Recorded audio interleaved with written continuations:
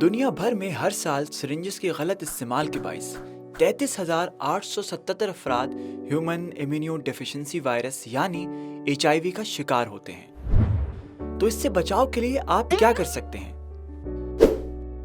محفوظ انجیکشن طریقہ کار ان تدابیر کا مجموعہ ہے جو کہ ہر معالج اور نرس کو سرنجز کا استعمال کرتے ہوئے اپنانی چاہیے۔ ان تدابیر کے ذریعے دوران خون سے جنم لینے والی بیماریوں اور وبائی امراض جیسے HIV سے بچاؤ ممکن ہے۔ آپ جب بھی انجیکشن لگوانے یا چیک اپ کرانے جائیں تو اس امر کو یقینی بنائیں کہ آپ کا معالج ان ہدایات پر عمل پیرا ہے۔ انجیکشن لگنے سے پہلے باقاعدہ احتیاطی تدابیر اپنانا جیسے کہ حفاظتی آلات کا استعمال اور ہاتھ دھونا۔ اس بات کو یقینی بنائیں کہ انجیکشن لگاتے ہوئے آپ کا معالج فیس ماسک کا استعمال کریں۔ اب آپ کا معالج انجیکشن لگانے کے لیے تیار ہے، لیکن آپ کے معالج کو استعمال شدہ سرنج کا دوبارہ استعمال نہیں کرنا چاہیے، چاہے وہ سوئی بدل بھی دیں۔ استعمال شدہ سرنج کو دوبارہ دوا کی شیشی میں نہ ڈالا جائے۔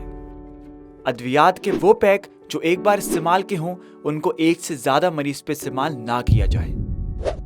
محلول کا بیگ ایک وقت میں ایک سے زیادہ مریض پہ نہ لگایا جائے۔ اپنے معالج سے بولیں کہ مختلف ادویات والی شیشی کے استعمال سے اجتناب کریں اور ان کو ایک ہی مریض تک مخصوص کریں۔